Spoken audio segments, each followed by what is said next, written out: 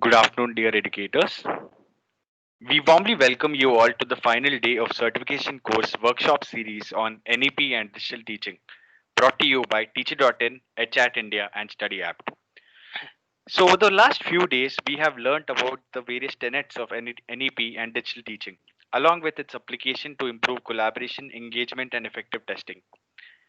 And today, we take up another interesting topic: the standard operation procedures for reopening of schools by Abhilasha Singh.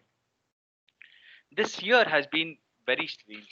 And to top it all, as teachers, it's very important for all of us to know as to what would happen when schools would reopen and what would follow on thereafter.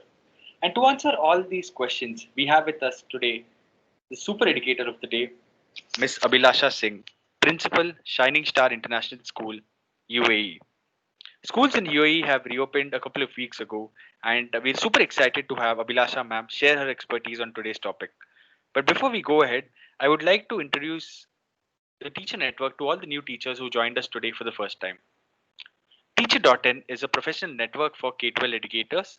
At Teacher, educators can connect with fellow educators, exchange ideas and resources, attend professional development sessions like these, and find jobs and other teaching opportunities. StudyApp is our co-host and it is India's largest school search engine. StudyApp School Search Engine is a powerhouse of school search with a pan-India listing that offers a comprehensive school information of 1.6 million schools across India. Now we have some ground rules established for the smooth functioning of the session. I request all the teachers to follow them. So I request all the teachers to please keep your mic on mute and your video off so that you can save your bandwidth and your learning experience is not hampered. We would, however, mute all the participants during this session. We request all the participants to please, post your queries and questions in the chat box. And during the session, there'll also be a couple of interactive, activities. So that is when our faculty, Ms. Abhilasha Singh, would ask you to unmute yourself, and then you can do that. There would also be a dedicated question and answer session in the end of the end. And if you feel any technical glitch, we request all of you to please stay calm and try joining the session again. We are, however, recording the session from our end and we will be sharing it with you all after the session once you fill the feedback form. Moving ahead, introducing you to the super educator of the day, Ms. Abhilasha Singh. Abhilasha Singh is currently working as the principal in an Indian curriculum school in UAE. She has a vast amount of experience working with a range of students, including EAL, Ascent, and GNT students. She was awarded the Global Teacher Accreditation by British Council in the year of 2013. In addition to this, she is also a TEDx and a GESS speaker. Teaching about sustainable development goals is very close to her heart, and she considers global goals, Agenda 2030, to be a collective responsibility of all the individuals. Recently, she also has completed leadership certification course from Harvard School of Education, USA. We are super excited to have you today, Abhilasha ma'am. Thank you so much for agreeing to do this. Over to you. Thank you so much, Varun, and super educator of the super educator. Well, I'm elated to hear that, but I am very normal and just try to be the leader that I want to be and to lead my school and bring these learning opportunities for my teachers. So thank you so much for that wonderful introduction, and also thank you so much for this opportunity. You're doing a wonderful initiative you have established, and I think in the last 7 days, the participants have gained a lot through the workshop mode and also the learning experience that the entire 7 days of NEP webinar series have brought to the learners and to the teachers. So this has been again a wonderful part of this COVID-19 lockdown. And also goal number 17, partnerships between institutions, partnerships between and global collaboration. So this is again one example of goal number 17, partnership between institutions, organizations to bring learning experiences to educators and to other organizations. So thank you once again, Varun, for the wonderful job that you're doing. Now, taking this forward, and I have a disclaimer for the participants. Today's workshop is not a workshop. Right in the beginning telling you it's very wordy. It is also very content oriented. So there are chances that you might get bored in between. Raise your hand when somebody is yawning. Ask a question to break the monotony. And remember, all of us are teachers and teachers have play button. We don't have a pause button. So you really will need to let me know that I'm going too fast or dragging too much, so that we can stop, we can take a break, ask question if you may have any, and then take it forward. So we'll just keep doing that every few slides in between. All right. So if that's okay, I'll share my screen, and let's learn about the standard operating procedures for school reopening. Now, today what I am going to share is something that by personal experience in UAE over here, when we are now in the second month of school reopening, and something that the government supported us with by giving us directions, very clear directives, and therefore what I'm bringing to you today is sharing my own personal experience and with my staff, how we planned for school reopening. So today's session is going to be, I'm being very careful to steering away from the word workshop. I'm using the word session because that's how it is going to be today. So today's session is going to be on safety operations for school reopening and how to manage a hybrid learning environment, because teachers in India, and I can vouch for it and speak on behalf of my teachers in my school, that it is going to be very challenging managing a face-to-face and a online learning environment, because all of us know that all the parents will not feel confident about sending their children to school. So you will have a large majority of children who will be studying from home, and you'll have to manage both the face-to-face and online. And I would here say that your first and foremost commitment and accountability would be to the children who are coming to school, because the parents have taken courage and have placed their faith in the school by sending these children, by sending their children to school. So just have a thought about it. So welcome to the new normal.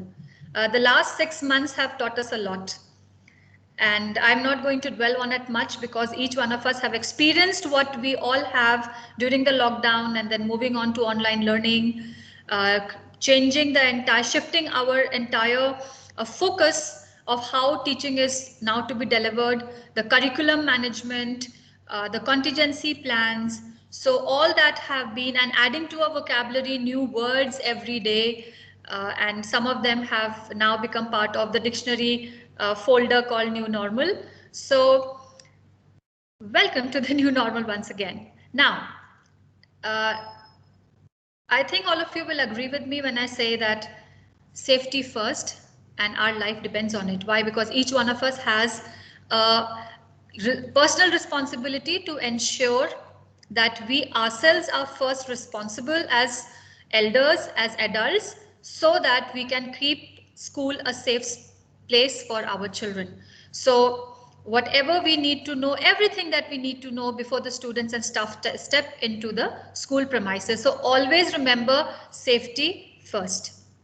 So what do I aim through this session today is that hopefully by the end of the session, you will have an increased knowledge of health and safety of the new normal, that is COVID guidelines. You also will be more knowledgeable about how the school's health and safety management system should work after reopening. We aim to create a safe, healthy and happy environment for everyone at all times. We ensure that all students and staff receive instructions that meet school reopening guidelines and planning, and to be ready for surprise inspections at all times. Well, in UAE, this happens that we have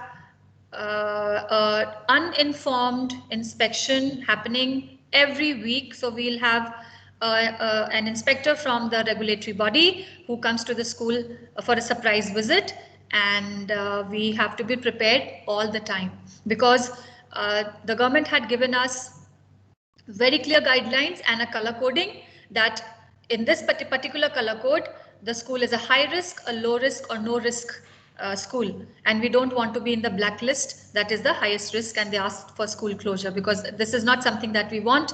We want the children in school and we want to ensure and we want to make the parents feel confident that the school is capable to take care of the students when they come to school in these present circumstances of COVID-19.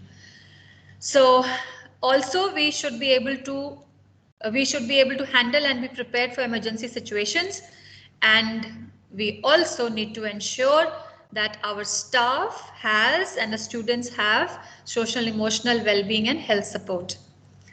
And along with that, there has to be a very strict and stringently followed reporting system and reporting of hazards, which could be breakage, spillage, unsafe environment conditions, some acts like you see either when I'm taking a learning walk, or my SLT is taking a learning walk, or the health and safety officer is taking a learning walk, we realize that it's natural.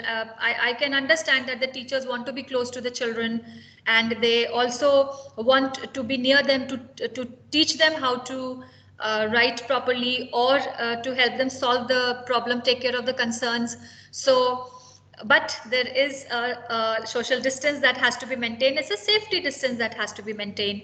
So these are the acts like teachers sitting together, not maintaining that physical and social distance, that is the mandatory, or a defective PPE, the protective equipment. So all these have to be reported.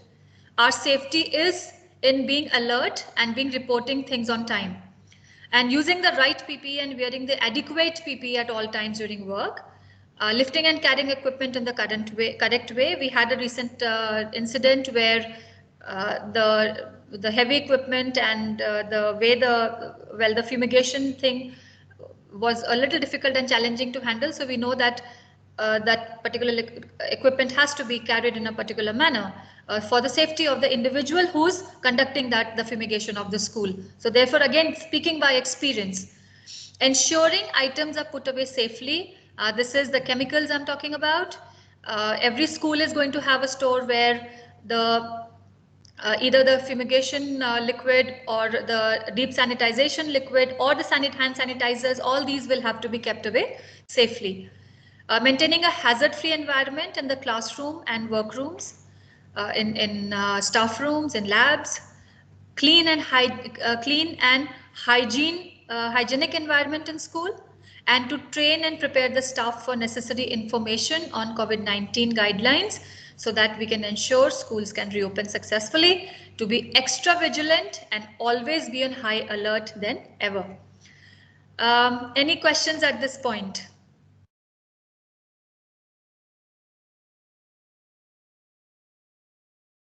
Seeing none?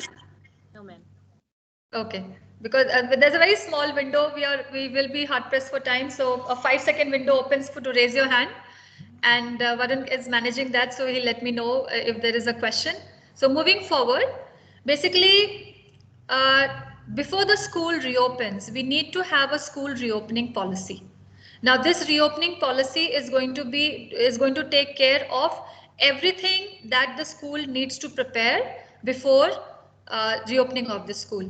So the environment, health and safety policy is very important, and at the same time the policy of teaching and learning is very important. So all these together should comprise the school reopening policy, because you'll have to make changes in the curriculum, you'll have to make changes in the assessments, how assessments are going to be conducted. So there is going to be a lot of changes in the teaching and learning, how the teaching and learning is being delivered or is being brought to the children. So the strategies that you're using. So therefore, I suggest, this is something that all the schools, I'm sure they're already looking into it, or they have, each school has a teaching and learning policy, each school has a health and safety policy. They now need to be together and one document as a school reopening policy.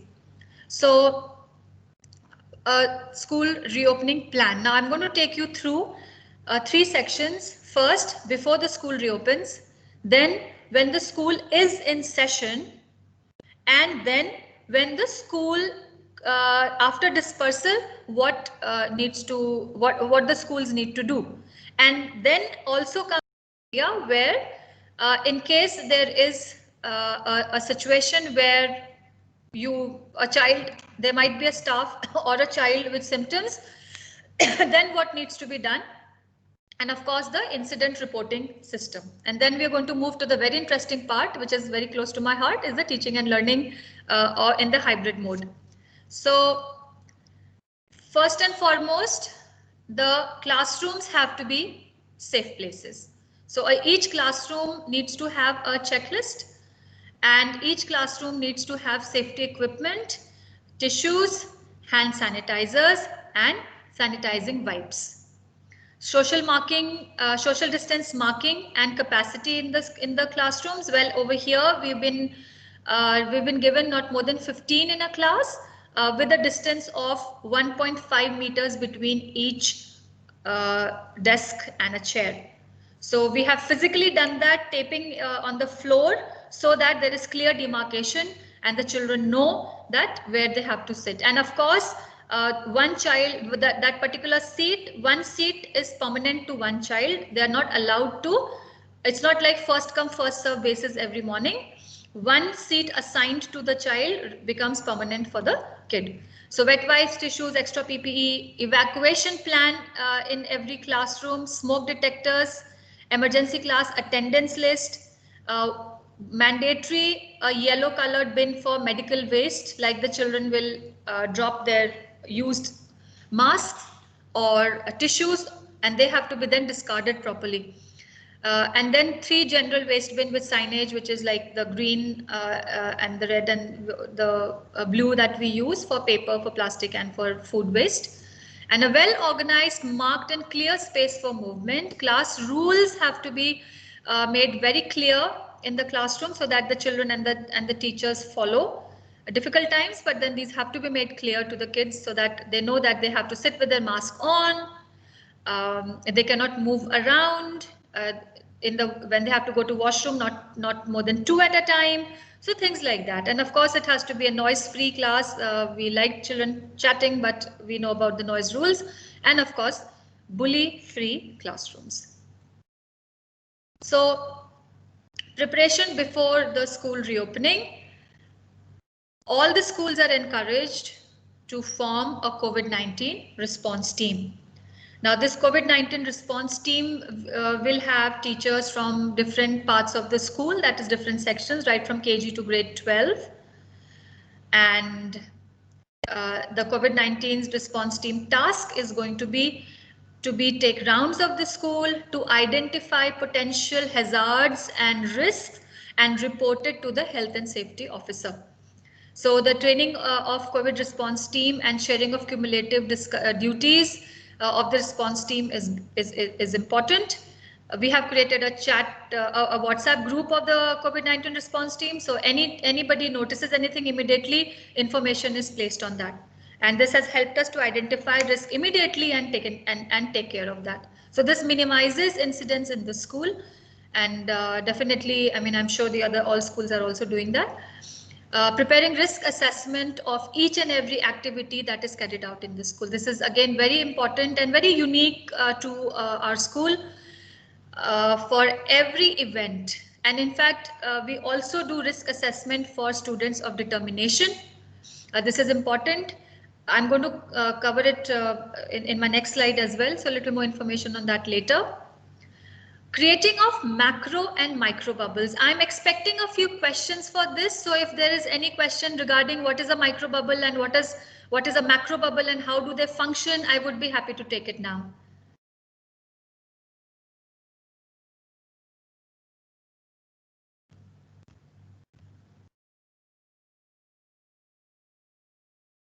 Seeing none, so everybody is aware. Excuse me, ma'am. It's I've heard it for the first time. If you could please explain it. Micro and macro. Please explain these words. Yeah, thank you so much. So, see, at the moment when the schools are going to run on 50% capacity, because each class is going to run on a 50% or maybe 45% capacity. So the students will be coming to school first in groups. So that's how we have done that. We have placed them in 2 groups. So one group comes thrice a week in the first week and twice, and the group B comes twice a week in the first week, and in the second week group 1 comes twice a week, and so alternate week. That's how the group A and B are going to are attending school. So macro bubbles means that once we are arranging the school, each section becomes one macro bubbles, and the one macro bubble does not interact with the other macro bubble. Now this could be challenging in some schools where the teachers teach all across the school. But if there are demarcated segregations where the primary, the PRT is only from grade 1 to 5, and then you've got TGTs who are from grade 6 to grade 10 and or 8, and then PGTs are from grade 9 to grade 12 or 10 to 12. Here it is very easy to do this. So one group becomes one macro bubble. So KG is a separate macro bubble, and most schools have got KG in a separate building or a segregated area. So this is one macro bubble, and each class is a micro bubble.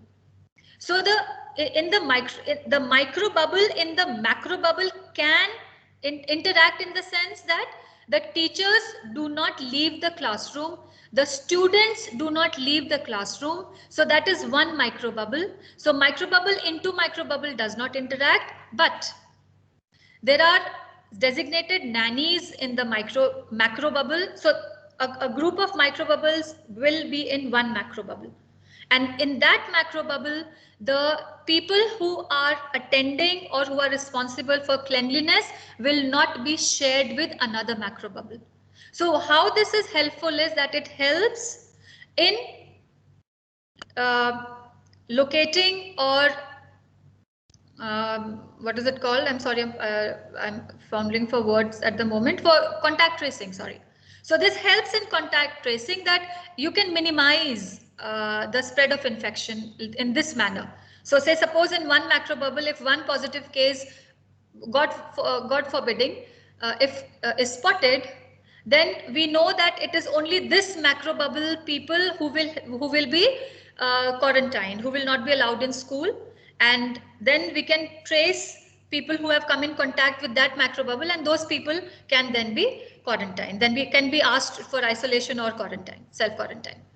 So this is why it is very important that all schools create macro bubbles, and macro bubble into macro bubble should not interact. The only thing is that of course the SLT has, so we are only very few people, the senior leadership team, the principal, the vice principal, and the headmistress, and maybe and the health officer. So it is these people who have, of course, we take learning walks, so we have to we go from one macro bubble to the other. But this also we minimize with 2 rounds in a day, and also we ensure that we are COVID negative. So every 12 days the testing takes place. That is mandatory from the government, and of course the government helps with the testing. So we are given dates and the center where we have to go. So I hope this is clear now, that the macro bubbles and the nannies or the attendees, the janitor or the sanitation staff that is going to work, you need to assign particular individuals to particular macro bubbles, and they should not interact. So this is important for contact tracing. There is a little interaction that's going to happen in the buses, but that is minimized. They are sitting with distance, so we have control. But if you let everybody move into each macro bubble all the time, moving in and out of the buildings or the blocks, this is going to be a problem. So there's this entire scheduling of the school plan that will need to be checked in, and therefore, and then the floor management will the classroom management or the class allocations and all that will have to be sorted out. Okay, I hope I'm clear. Excuse me, ma'am. Yes. When you meant macro bubble, is it that one section, like kindergarten, one section, lower primary, high school? Is it like divided like that? Yes.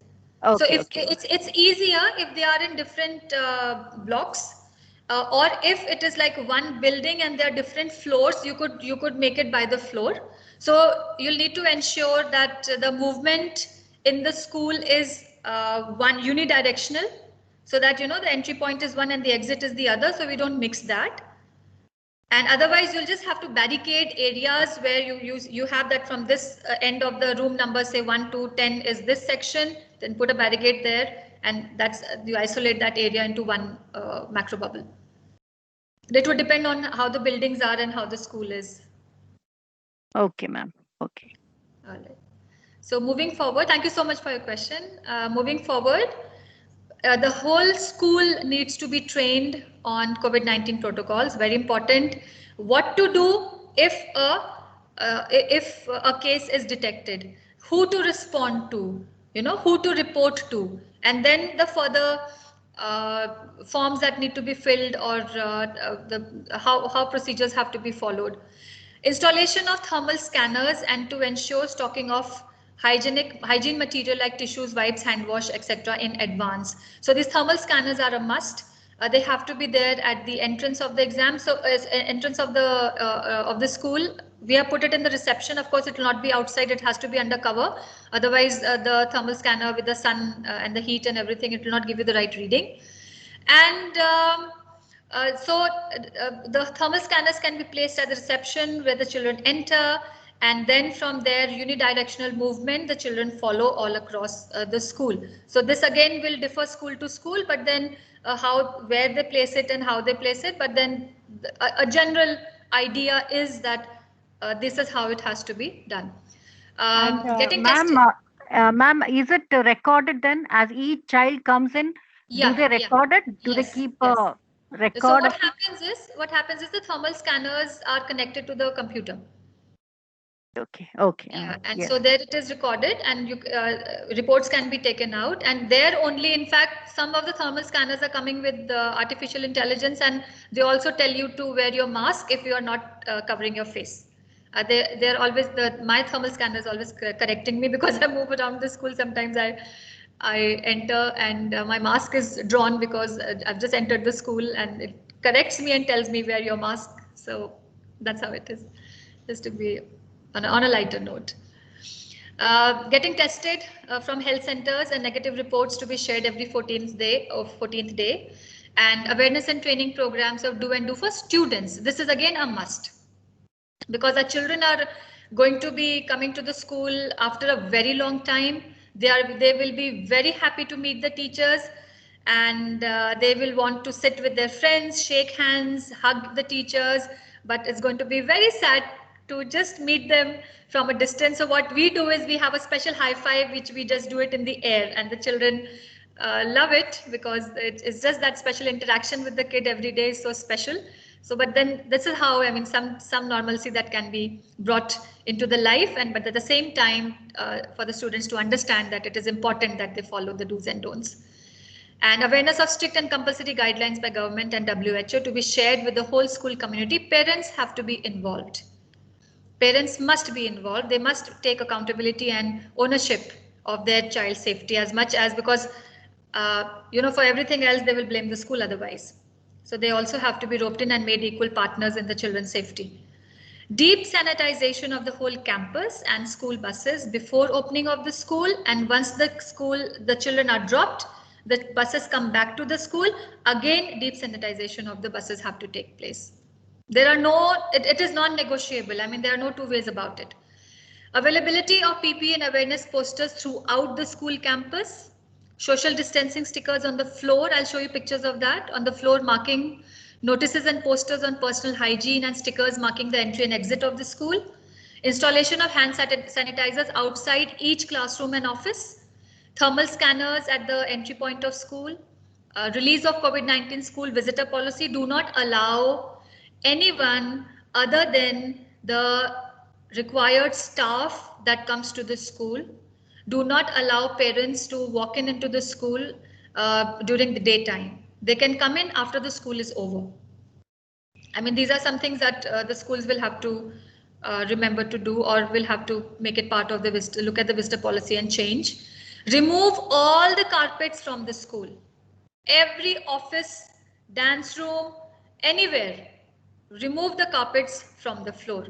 Specific risk assessment has to be done for the children of determination, and especially those who need a third party support. That means if there's a child who comes in a wheelchair and requires a nanny to come or a learning, we call them the learning support assistant to come.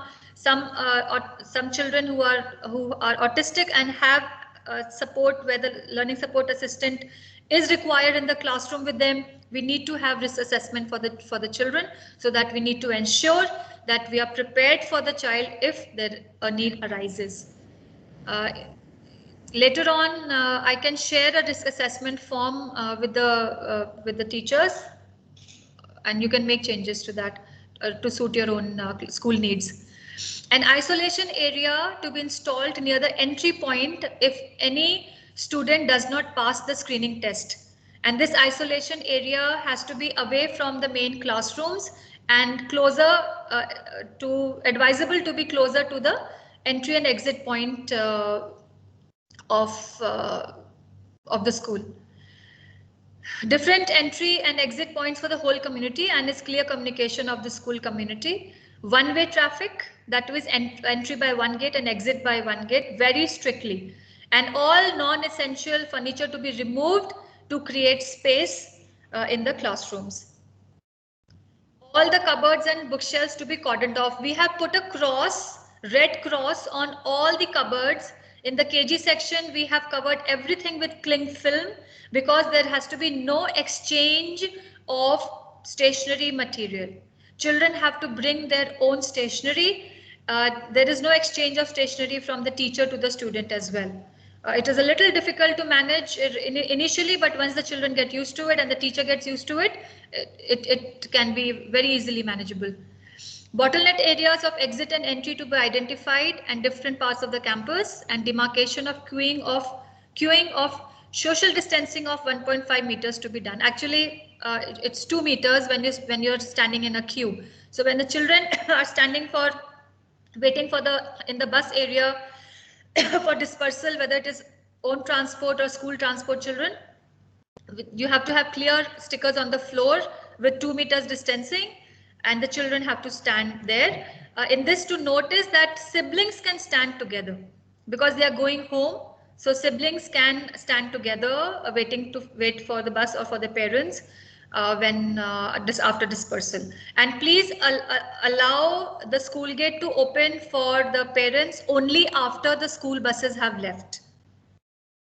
So and give a 10-minute window period for the parents to pick up their children. So there should not be a very long waiting for the parents, that you allow them inside in the designated waiting area, and there's long waiting for them. No, you need to have very strict timings for this, because this is all to minimize spread of infection. Stickers to be pasted on the door of each classroom office mentioning the maximum capacity. I'll show it to you. Mandatory hand washing to be supervised by staff before and after break time. In the washroom also, maximum capacity 2, depending on how large the bathrooms are. You need to cordon off, alternate, one washroom between 2. So only alternate washrooms are to be used. The one in the center has to be cordoned off. Same goes for the sink. So you need to have distance between 2 sinks. So the one in the center will be you need to put a red sticker on it. So that way the children know that you have to stand at a distance while washing your hand. And we would encourage not more than 2 students in the washroom. Playgrounds have to be cordoned off up until further notice, till the time the government allows you that the children can be taken out and playgrounds can be used, or for that matter the gymnasium can be used. Wherever there is exchange of equipment, balls, hula hoops, batons, totally cordoned off. All our exercises at present are going online with face-to-face. In the hybrid mode also, the PE teacher comes to the class and conducts the exercise for the day, and face-to-face children do it in the class, online children do it at home. Teacher demonstrates on the screen. All the students and staff must submit their updated medical records. Each form tutor, class teacher has to assign a particular desk to the student, and that will be the permanent seat of the child. And the children, well, this is for UAE mainly. The staff and students have to declare their travel history because we have a very strict quarantine, 14 days quarantine for teachers and for students who are traveling back to the country, back to UAE. But I suppose in India right now, since there's a travel ban, so this will not be a problem in India. But yet again, 14 days, you need to check the travel history of the child, relatives at home as well, so that this is basically for contact tracing. And health declaration must be filled and signed by the parents for school medical record. So now, any questions so far? This was before reopening.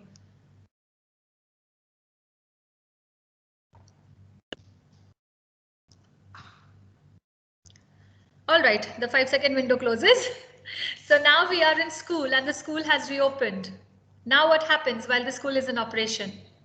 So first and foremost, when you're sending information to the parents for school reopening, must ensure that parents have to check the temperature of the child every day before the child comes to school, and that goes for the staff as well. So every day before coming to the school, check the temperature, self-screening at home. If there is a little abnormality in the temperature, please ask the parent to keep the child at home till the time we are very sure that that fever is because of not because of COVID-19. Each and every member to undergo thermal scanner checkup right at the entrance of the school. Staff and students to be present in proper P at the designated position 15 minutes prior to arrival time of students. This is for staff, duties for the staff. No personal vehicle to be allowed inside the school other than the designated school staff and school buses. So no visitors allowed inside the school. I know some parents can be difficult, but once the rules are laid and they are for everyone's safety, the rules have to be followed. And this is for the health and safety, the life of our students and our staff. So this has to be very strictly followed. Only authorized person has to be given entry inside the school. Who is an authorized person? Staff and students. Parents and guardians enrolled, I'm so sorry for the spelling mistake, I did not see this. Enrolled siblings come under unauthorized category. So the parents will not be allowed to come inside the school.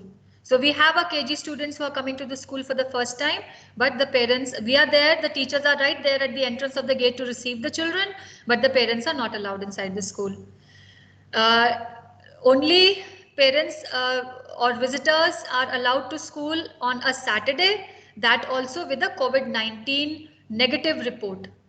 These are very strictly followed and mandatory. All schools must have an occupational health and safety officer present and always on rounds, round the clock to check that the school is working properly. Transportation committee staff has to be present at the time of arrival and dispersal of the school buses. There should be no assembly, no physical public gathering in the school. So all our assemblies, we conduct them online, and there is no gathering or any event where we have children in the auditorium. So all those things, everything has moved. We've not broken our the school calendar of activities. Everything has moved online. But when we are in school, with the children being in school, still there is no assembly and PE classes. No dance classes, no music classes, basically no movement out of the class. Whatever has to be conducted, everything is being conducted in the classroom. The children, once in the school, are in the class.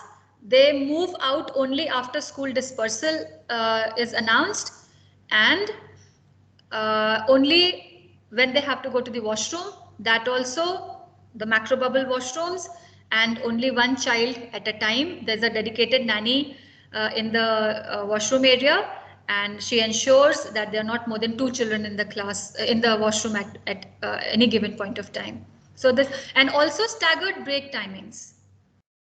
In a large school, especially in a K-12 school, we have to ensure that a proper planning is good planning when you will have staggered break timing so that there is no mixing of students. This is what has to be avoided.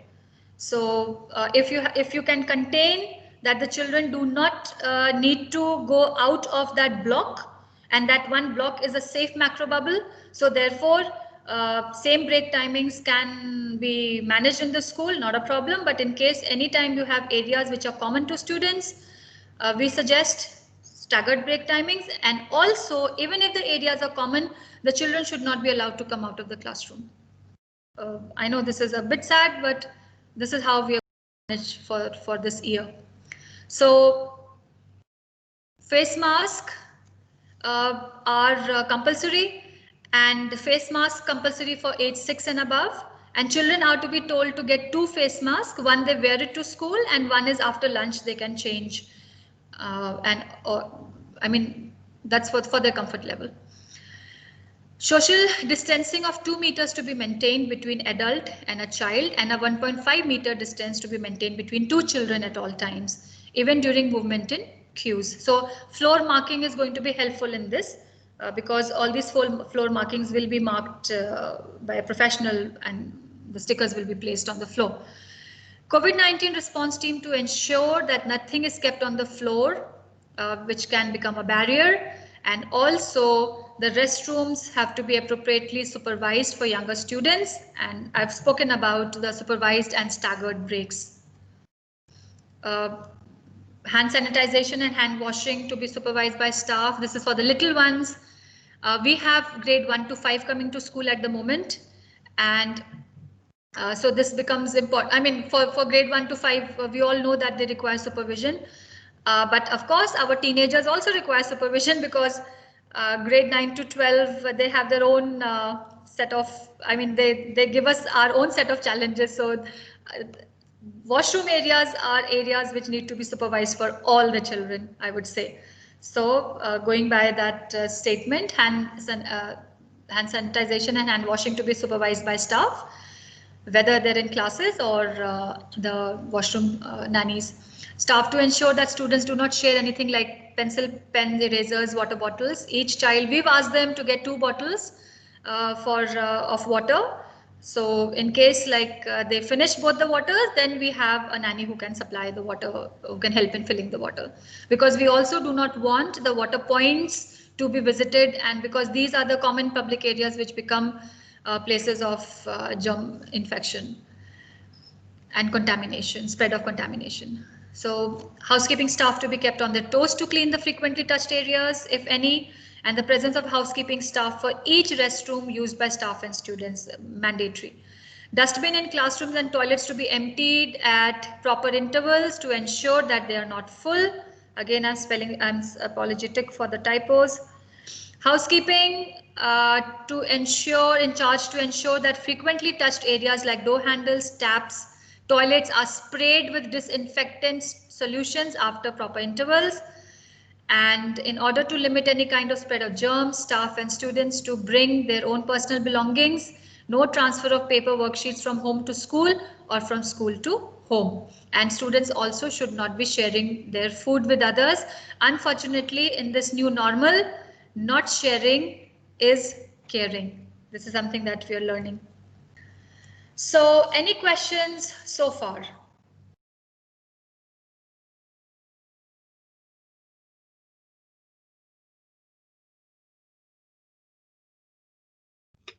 No, ma'am. Okay, thank you. The 5-second window closes. I told you that it is going to be a very wordy, because SOPs cannot be workshop. I mean, I'm sure some creative people would be able to do that, but then SOPs are very straightforward points and directions to be followed. So I'm just trying to keep it as lively as I can, but I know a content heavy slide becomes very painful to watch, but let's hear it out. So now for the action plan after the school hours, and Varun, you'll keep me tight on the time, because it's already. Yeah, it's 4:45. Pardon? Yes, ma'am. Yes, ma'am. I would be like that. Yeah. So how much time do we have? So that, because I would want to pay more time on the end of the second part of the. Sure. We have Yeah. 45 minutes. Okay, wonderful. Thanks. That's all right. So now, what happens? What are the action plans that the schools must prepare for during the school hours? So we've prepared for before the school reopening and before the students come to school. Now, what happens when the school? For while the school is in session, and then what happens after the school hours? So here, basically, you need to have staff on duty all the time. So this is a regular thing in schools. We know that teachers are on duty during break times, arrival, dispersal, but now it has to be all the more vigilant. And the COVID-19 response team and transportation team has to be present at entry points and the exit points for dispersal of students. Disinfection and deep cleaning to be done every 24 hours. So once the school is off, the children go home, then all the classrooms have to be cleaned very nicely, properly. And dustbins from classrooms and toilets to be emptied immediately after the student and staff leave for the day. Deep cleaning to start from the least soiled to the most soiled, and from top floors to the lower floors. Shared IT equipment like mouse, keyboard should be disinfected twice during the day. Though we are not using the lab, computer labs. We are not taking the children to, because children are bringing their own devices.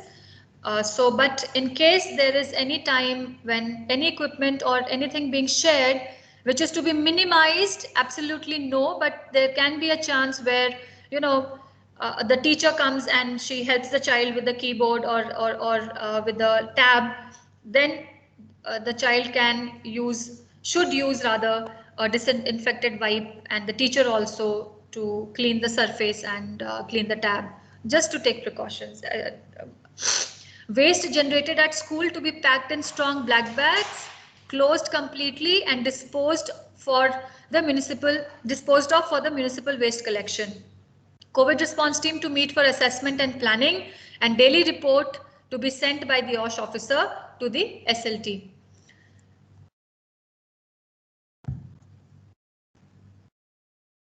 Now for in the school out of bound areas, playgrounds, field, and other areas like the music room, the dance room, the auditorium, prayer rooms, mosque, rooms for extra furniture sealed with red tapes, electrical rooms, labs, library. So because the students will not be allowed to move out of the classrooms, there is no mixing of groups, and also there is no mixing of macro bubbles. So therefore, there are designated areas which are marked out of bounds. And you need to put a red tape on the rooms which are not being used. This is important, otherwise accidentally students might enter these rooms, and also there is always the school students, they're always wanting mischief sometimes, or a room which is not marked and unguarded can cause trouble.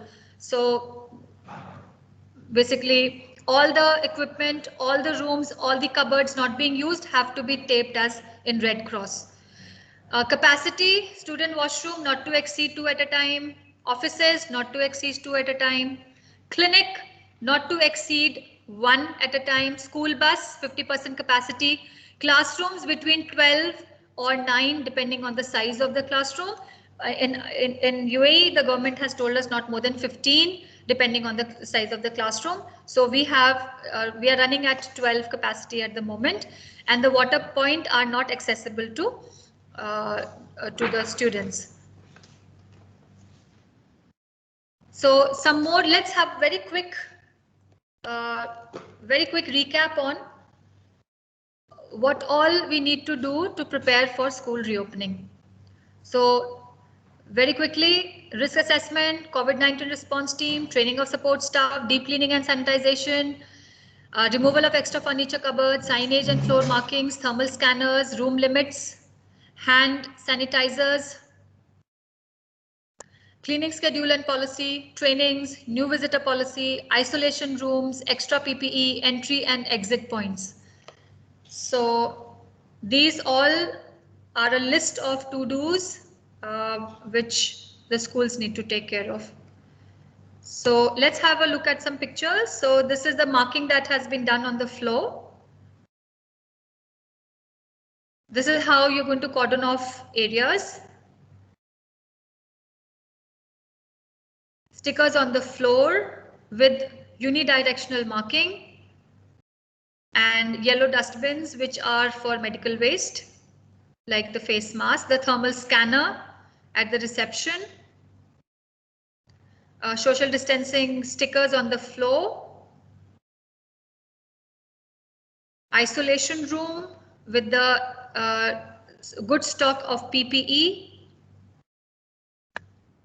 and again the unidirectional stickers on the floor.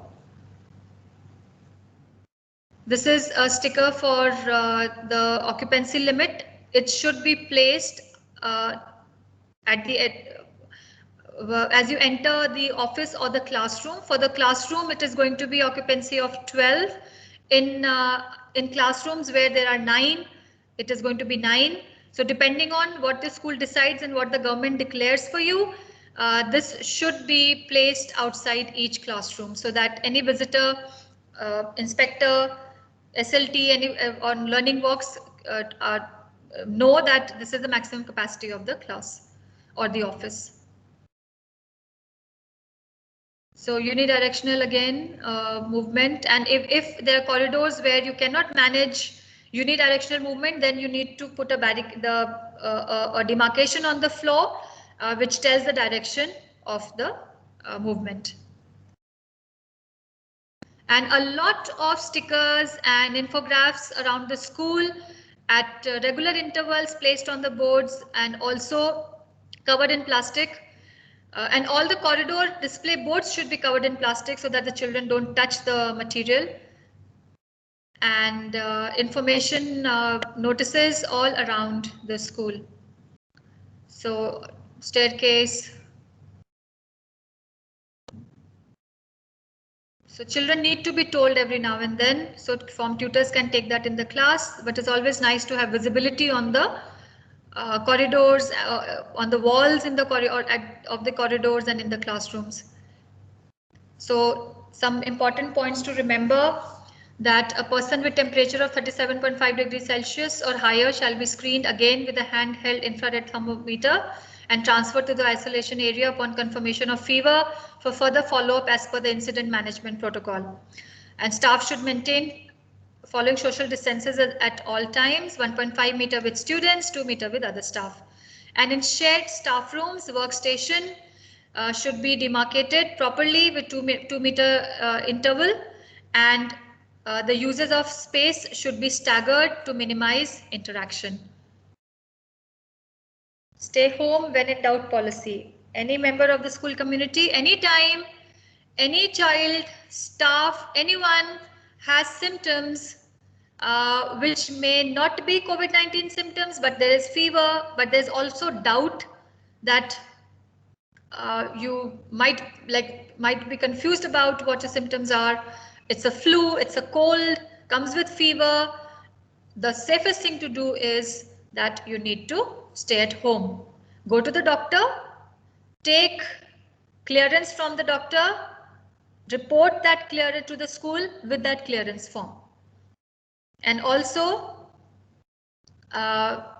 take care of yourself and minimize your own socializing for this year so that we can contain the infection can be contained. And lastly is the incident reporting. What should be done in case there is a COVID-19 positive like case or a doubtful case? So first and foremost, immediate action has to be taken. Take the person to the clinic for medical help. Report the incident as per the protocol. It needs to be reported to the OSH officer first and then to the SLT. Immediately ring up the parents and then shift the child to the isolation room, report to the authorities, conduct the root cause analysis, and record the details in the incident report checklist. And that, of course, each school will have their own systems of submission on a weekly basis, or on in high risk areas cases, daily reporting. So far so good. Any questions at this point?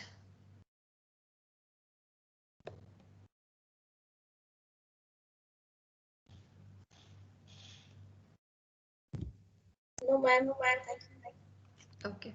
I hope this has been clear to everyone, because the SOPs will also depend on what the government decides.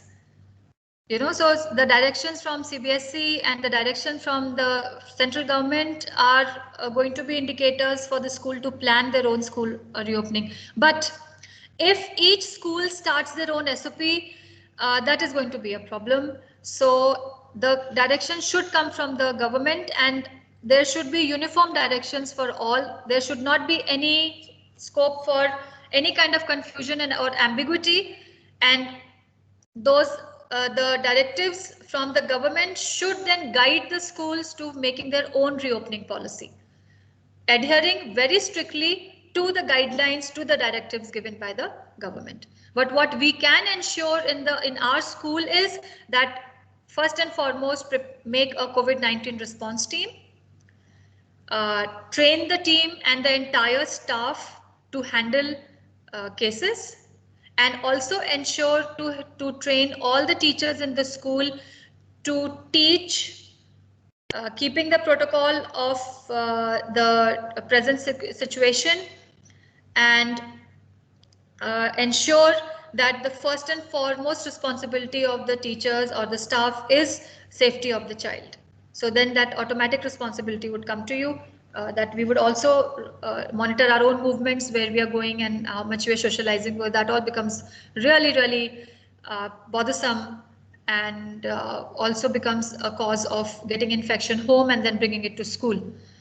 So seeing no more questions, I'll move to the second part of the session today, and that is that how do we manage a hybrid learning environment.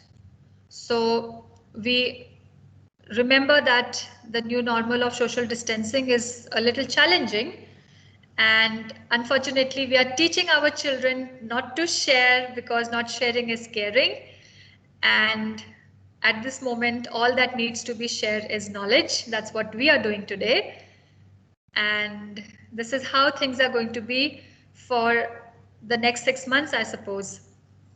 So we have learned that how do we greet in the school, with a wave, with a nod, with a bow, and so that's how life is going on at the moment. So let's look at, now this is the part that you would practically, you will face in the practical challenges in the classroom, because this is going to be a little difficult, because we, by experience, again I'm saying that we are facing this challenge in the school today. So let's look at 5 elements of a hybrid learning. To be able to run a successful class, because children have got comfortable in that online environment, teachers have got comfortable teaching through the camera. But now when the children come to the class, it is going to be a little, I mean, you will require to shift your focus to manage both the groups.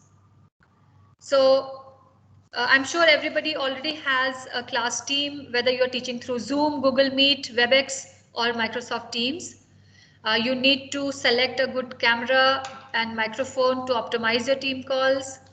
You need to teach to use closed captions in team calls, and create your class notebook within Teams for sharing content and creating a workspace for students.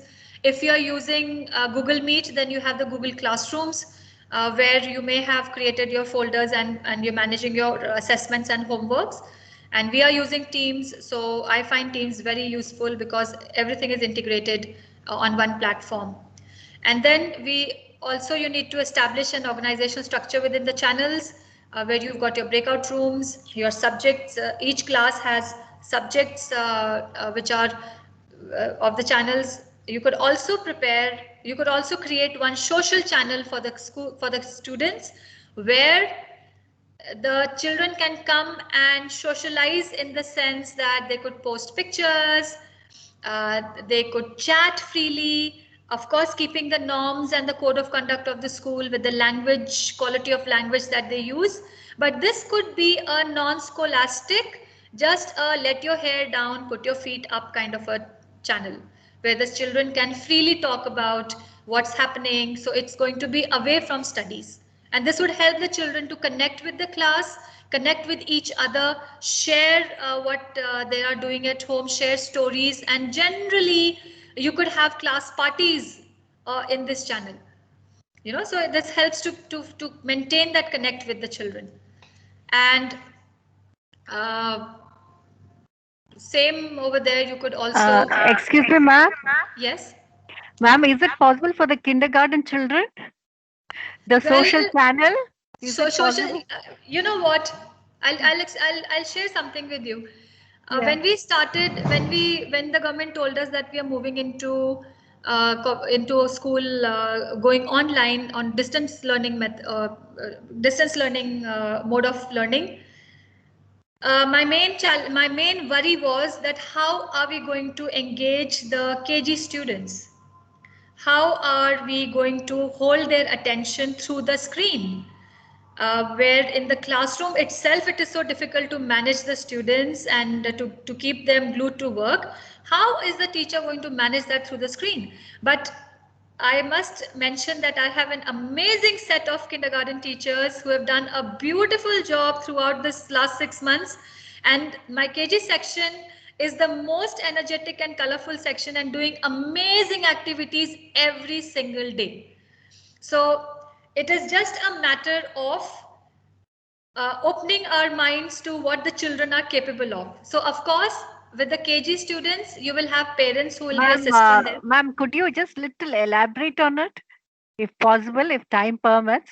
Yeah, sure. Or maybe so what I'll do is, I'm going to, okay, in this it is not possible. Otherwise, I would have shown you how a channel is created and because why I mentioned this is for one of the parents teachers meeting, one of the parent put up this, that somehow the children tend to miss out on the school, mainly not having friends, nobody to socialize around of their age, so that's the thing. That's wonderful. So which platform are you using? We are using WebEx. WebEx, okay. So in WebEx, I have a WebEx here. Let me see. So if WebEx allows you to create a separate channel or a tile or a link where the children can access that only for the purpose of socializing. So you could create that. It could happen in a Google Classroom if it is WebEx and you're using Google Classrooms with it. So where are you maintaining your folders and all? Ma'am, like most of the things what we have to teach and all, it's like taken from the YouTube. And yeah, desktop, we keep all the whatever the thing is, like what we have to teach. Okay, so just give me a second. Because that's the reason why we love using Microsoft Teams, is that it allows you to create channels within the classroom. So just look into WebEx and fiddle around with it, and how you create a link for them to attend the classes. I'm sure you made a classroom. So that classroom will allow you to create either a breakout room or another smaller channel. Children could come and meet just for the purpose of sharing cards or playing a game or having I mean, just a birthday celebration, things like that. Oh, is So it, this ma'am? can We be have done. no idea about that, ma'am. Like maybe because we are in a small place, so we're not yet exposed to such things. No, you just need to you need to check. See, even Zoom gives you the option of creating a room. You can Okay, either start a meeting from you can start a meeting directly by creating a meet, or you can create a room and then you can start a meeting from there. So similarly, WebEx also must be giving options. My icon is not coming here, otherwise I would have seen it right now. Or send me your email and Yes, I ma'am. will look into it and I'll send it to you. Oh, I would love to, ma'am. Definitely, Okay. ma'am. Thank you. Thank you. That can be done. Okay. All right. Thank you so much. So moving forward, create a class community. So see, we are not starting our academic year now, so our children are already used to. I mean, our children are already into the second term now. So an introductory video is a good idea for starting a class when you're starting new, and of course the new students who are joining. So we do that with them, and I mean, a hybrid environment will get. Like what I said about get social. So this is nice. Icebreakers can be conducted over there in that area, in that channel. And also you need to encourage students to practice communicating in the virtual classroom, which some of the students are not very, see, the quieter ones are at a loss. So you need to engage the quieter ones to be more open in the virtual classrooms. And cyber safety and digital citizenship guidelines have to be ensured, and student to student interaction to advance learning. And of course, we continue to take surveys with the parents to understand the queries they have and the concerns that need to be addressed. Now, lesson design. This is very important, and this is the most interesting part now. See, there is CBSE is a content heavy curriculum. And with the COVID-19, with the classes and the way the teaching is being done, some is asynchronous, some is synchronous. We have a limitation how we are going to cover the entire syllabus. So what I have learned in my experience is that we need to use the backward design method, in which you check the learning outcomes of the entire year for the subject. So you check that what is the bare minimum that the child needs to learn, that these are the building blocks. Without this, the child will not be able to understand what is happening in the next grade. The concept will not be clear, because the concepts in in grade 3 are very important. These are the bare minimum concepts the child should know to be able to be successful in learning the concepts in grade 4. And then you also need to look at grade 5. So look at the bare minimum requirement, and then build on that to a little more. So that will help you to have things in your grip, that okay, even if I leave the other bits of the syllabus split up, or the curriculum that I have to cover, this much is the must requirement that I must do, because these affect the learning outcomes for my next year. So these becomes, because we take the children from the known to the unknown. So this known is very important for the kids, for my class. So that way, then you can focus on the enduring understandings. And then of course, the universal design for learning guidelines to personalize instruction. This is very important. You need to know your kids. Differentiation, very important. So then you can plan your lesson catering to the needs of all abilities in your class. You will need to have a mix of synchronous and asynchronous learning. So I hope everybody is aware of the definition of asynchronous and synchronous, what is face-to-face and what the child can learn at its own pace. These classes may not be conducted on a face-to-face, on screen to screen, in a present atmosphere, but the child can go anytime into the drive, look, extract the lesson video from there, listen to the instruction of the teachers, do the worksheet, all at its own pace. So that segmentation, the teachers will need to sit with their syllabus and with the head of departments, how you need to sort of plaster it over the year's plan. And of course, multimodal methods of communication to share learning goals. announcements and instructions with the students. And lessons have to be scaffolded and assignments are important. So the backward design works like this, that what do you want your students to know at the end of the lesson? So this can be done. So first you have created your long-term plan and your mid-term plan. You need to look at now everyday lesson. So at the end of the lesson, what is the learning outcome requirement? And what will the final assessment be? What does the student need along the way? What will you cover in the lesson? What readings will you share? What activities will you conduct? So this is how, because what we are doing is we start with the learning objective, then what is the learning outcome, and then the activities, and then we reach the end of the lesson that, okay, this is what I want this is the assignment I'm giving, and this is what my children will learn at the end of the day. But if you start from the back end and then you come to the activities, you'll find yourself at peace and a better way of planning. Sorry. So next is, how do you engage your students? Identify the core experiences of in-person learning and interaction that need to be transferred online. You need to utilize strategies to ensure that all students are active participants. Establish methods of evaluating students' comprehension during synchronous sessions. Examine coursework demands to ensure students have an appropriate workload. Pose authentic problems for students to solve, and encourage the voice, choice, and student agency. Children can voice their opinion, they can choose what they want to do, and you empower the student agency with resources and with skill building. So engagement in an online environment. In the last 6 days, I think most of you have attended and are much knowledgeable about the EdTech tools that are available. Out of that, Flipgrid is a wonderful tool. Kahoot is a wonderful tool. My teachers are going bonkers with Bunsey. They love it, and I'm every day seeing wonderful work by the students. So all that helps to engage the children. We teach the digital natives.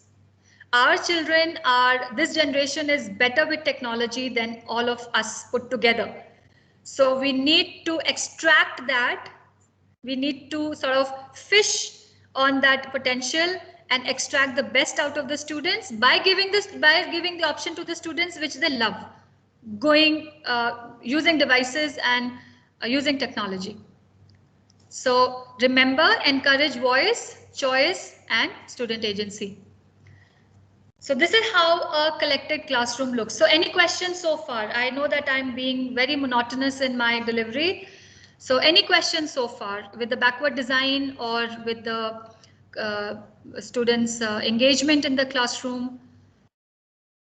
All of you know about the breakout rooms, both MS Teams and Zoom, and I think WebEx also gives you the choice of a breakout room where you can give group work to the students, and then you can keep hopping between the classrooms. This is collaboration, communication, IT. Any questions so far?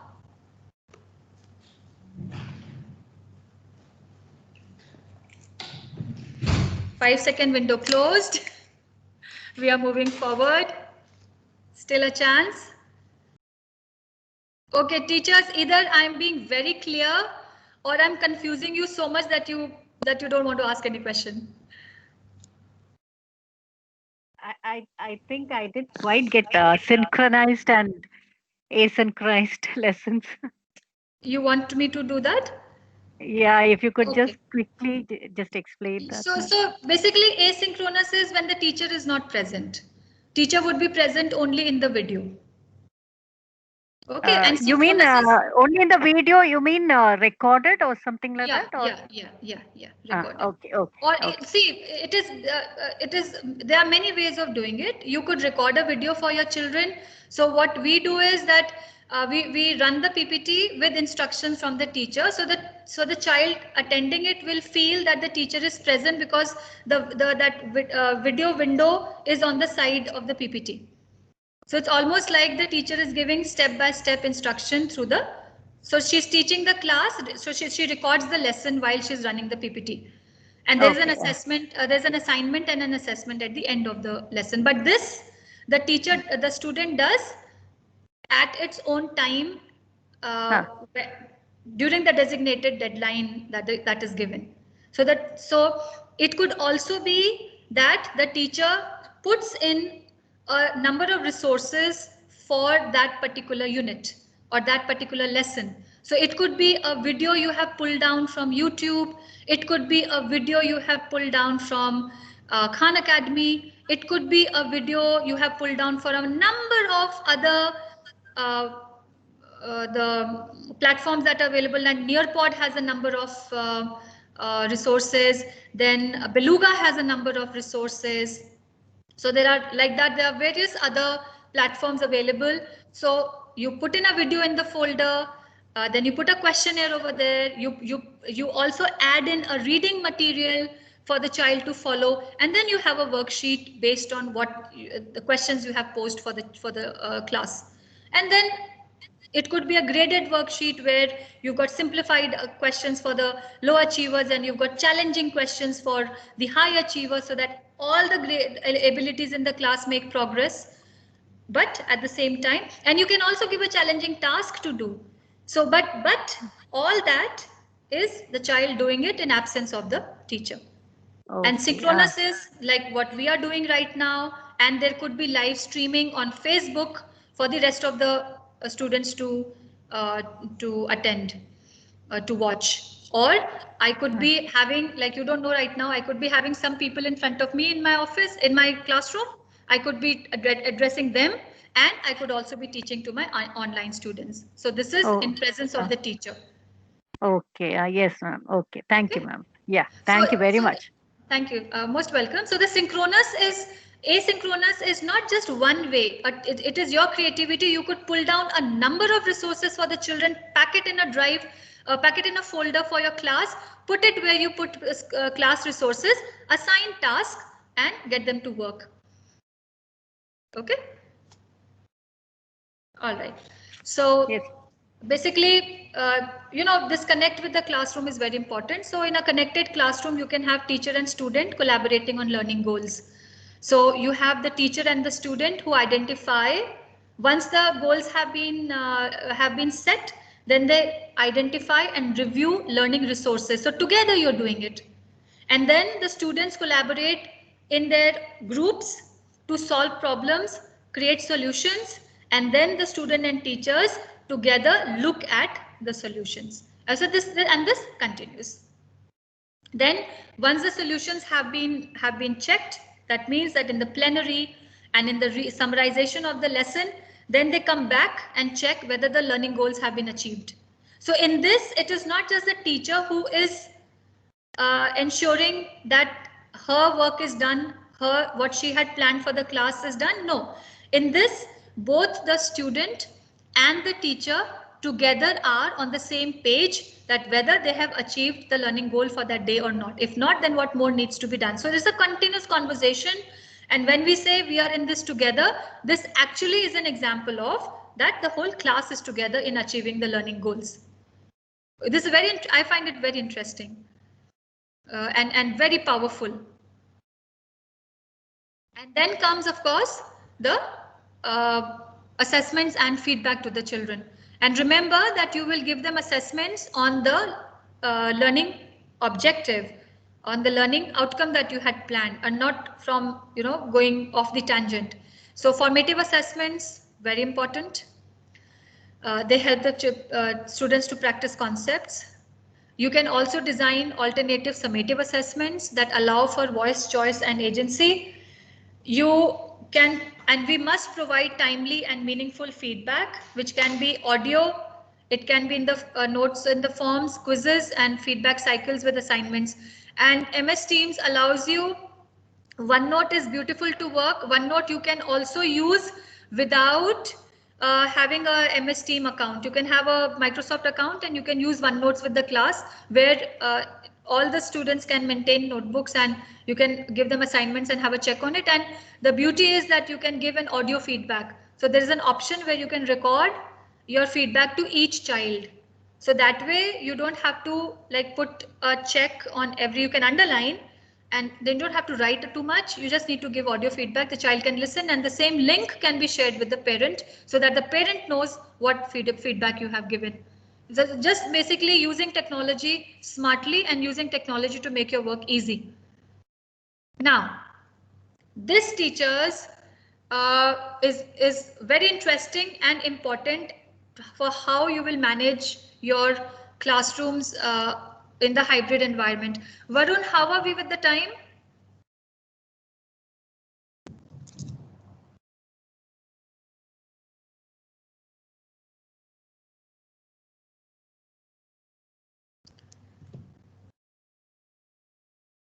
Or did I make Varun sleep? Sorry, moving on. 10 so minutes. This is 10 minutes left? Yeah. Okay, so fast forward. This is the station rotation model where you'll make three groups. One is your face-to-face group, and you have two online groups. It could be two online, it could be two offline groups. So what you will do is that the rotation is going to be that the teacher will attend to one group which is face to face. That becomes the teacher-led station. Then you have task given to the online group which is at home. Now if this online group is large, you could break them into two, one online, one offline. Offline will be given work which is research work, so they are still in the class, mind you, but they have the liberty to switch off their camera, go offline, research, prepare, and then within 10 minutes come back to the class.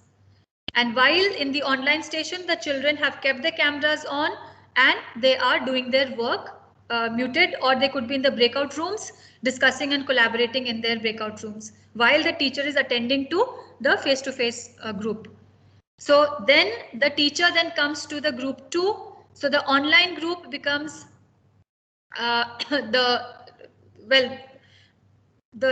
teacher-led station. That group becomes online, and the teacher can then choose to take up any other group which becomes a teacher-led station. So she could be with the online group, previous online group, and the other offline group could become the online group. I mean, this is up to the teacher how you plan your lesson.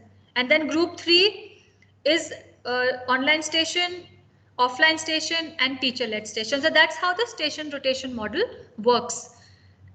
This is interesting if you want to work with your students one-to-one, and also ownership of learning and responsibility of learning for the students who are going to work on their own. So we are trying this in our school. Some models are being successful. In math, it sort of became a problem, so we stopped it. But in English and in other and EVS, it is working pretty okay. But still, it could be better. I'll be honest about it, because we are also now trying this for the first time. So, but this is something that is interesting to do, and you need to have 3 stations: online station, offline station, and they can rotate. Okay. So basically keep it simple and basically get the work done according to what your planning is. This is again very interesting with the choice board model. So this is a choice menu where you use any 3 tasks that the children have to do. So once you have sent them to the online station, so the online group can work with the choice menu where the center, that is the star one, is compulsory. Then they could do diagonal or horizontal or vertical tasks, and these tasks you can thoughtfully place it here for between simpler to challenging, so that all groups in your class make progress.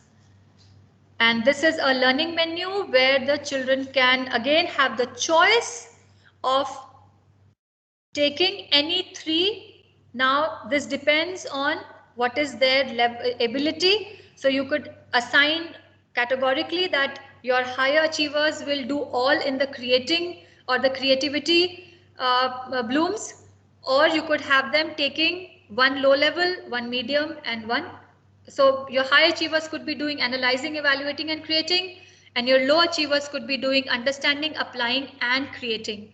So there you have differentiation, but they can choose on their own what they would like to do. And this could be then the work can be shared on the Padlet, where the children can do group work and everybody puts in there. It was easy for you to check also. So this is how it works. I'm going to rush because time is a priority.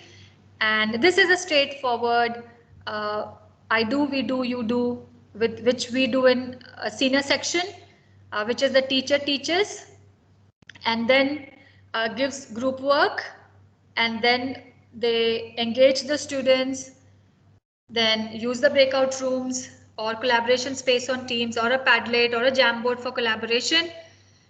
And then the children come back and they, in the plenary, they then share what they have learned. So before that, they practice the skill or the concept and they problem solve, and then they come back in the plenary to share what they have learned, and then they go back to an assignment, which is a one-to-one assignment. Okay, so this is all about managing a hybrid learning environment. So now I'll stop sharing my screen, or I'll let you be here, whatever you wish. And if there are any questions, I would be most happy to take it.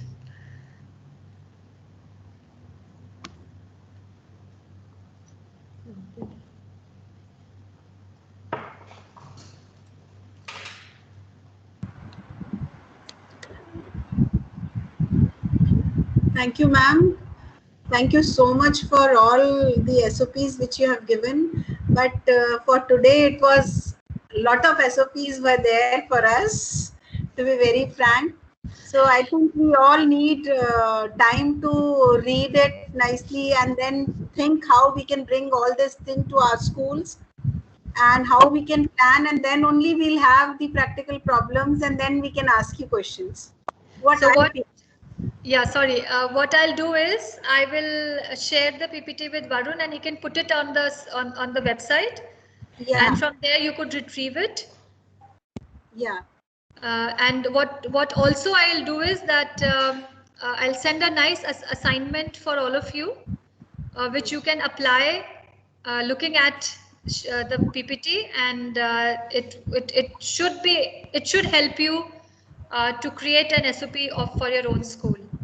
Ma'am, if you could send us some videos or some like when you are talking about the micro and macro bubbles, so if you can share your school something where we can also have that model sort of, or any planning on the paper which you have done, it will help us to do the assignment also, and will be more clear whatever you have written on your PPT.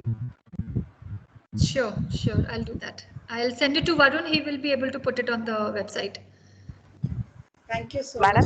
I did give a disclaimer right in the beginning that it is going to be a very word-heavy file and session today, because SOPs are like that. I mean, this is not a simple one structure thing. SOPs are a detailed way, because it is a standing operating procedure, how the school is going to operate in a particular situation, or what are the school systems or how are the school operations going to function.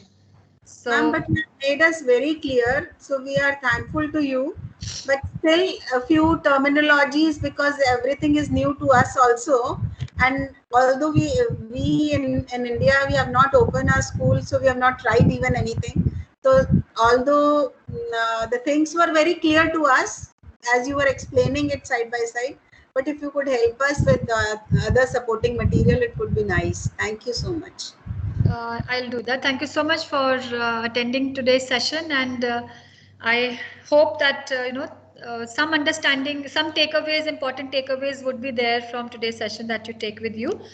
More important is the fact that the school remains a very safe place for the children to come back to, because parents' faith in the school should not be deterred at any cost. And second is, once the children are in school, then how are you going to manage the hybrid learning environment? Because I know it for a fact that all parents might not be sending their children to school. Transport is going to run on 50%. That is going to be another challenge for schools. And the biggest challenge for a teacher is going to be how to manage that hybrid learning environment, how to ensure that all her students or his students, whether face-to-face or online, are taken care of and each student makes progress. So all the best to everyone. I'm not sure when the government allows, but there are talks. There is talks in the corridor kind of a thing that government is thinking of starting off, because I think in December, probably the vaccine, we are hearing that the vaccine might be available in December. So hopefully things look good after that. So over to you, Varun. Thank you so much for this opportunity of connecting to the teachers in India.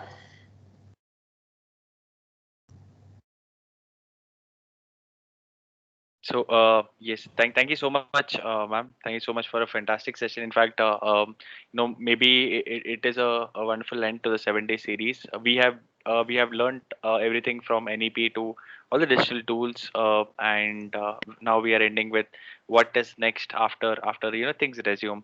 So I think it was a very informative session from your end. Thank you so much for that. Dear teachers, I just have a couple of announcements to make before we part ways until the next training session. One is that I request all the teachers to please fill the feedback form so that we'd be able to send you all this information like today's material and all the assignment details. In addition to that, because some of you have not shared your email addresses, it is difficult to contact unless and until we have an email address. So we request you all to please fill the feedback form. I'll also share the feedback form link in the chat box so that if you can go ahead and you can fill it. The second and the most important announcement is also that let me just paste the feedback form. Okay. Yes. So, with regards to the second announcement, I request all the teachers to please, share your valuable thoughts on Twitter. So, Abhilasha ma'am has been doing some great work on sustainable development goals, and she's really active on Twitter. She's a community leader in that direction, and I request all the teachers to please, if you're on Twitter, share your thoughts on Twitter. Tag us. You can reach out to Abhilasha ma'am on at the rate of Abhilasha Tochi. You can tag us, teacher tweets at Chat India, and let us know about your entire session. We are building a teacher community for all the K-12 educators across the world. Currently, we are in 9 different countries, in addition to India. I request all of you to, if you wish to be a part of such informative sessions, join our community, and let's ensure that we build a great community of where amazing exchange, knowledge exchange amongst teachers, all that happens. So that being said, thank you once again, Abhilasha ma'am, for taking the My time pleasure. out. It is Sunday. It's a Sunday evening, and all of us have. I'm pretty sure with the schools reopening, you are running on a very tight schedule. But it is an absolute honor to host you. In our previous interactions as well, it was wonderful that with all this hectic schedule you had taken your time out to give it back to the educator community. So thank you once again so much for, and thank you for sharing your valuable knowledge with regards to reopening of schools. I'm pretty sure this knowledge is to a great extent experiential, and it's fortunate that you have come forward to share your knowledge with regards to reopening of schools. This would happen in India maybe in a couple of months, hopefully, like you said, and we hope that things will go progress, and we get back to the previous normal that was there, hopefully. But yes, one step at a time. So thank you so much. And thank you so much, Varun. Thank you for this opportunity, and continue the wonderful work that you're doing. As a youngster, as a teacher, and seeing a youngster like you working to create a community of educators and keeping them connected, and also providing them learning experience, is a wonderful, wonderful initiative. And I wish you all the very best. And thank you so much for everything. And thank you so much, audience, for attending and listening. I have my own teachers also here present. So I'm sure, I hope that it has been a learning experience for everyone. Thanks once again. And I'm available, but you can tag me, you can follow me on Twitter, and I'll get back to you. You can send me a direct message. I'll get back to you immediately.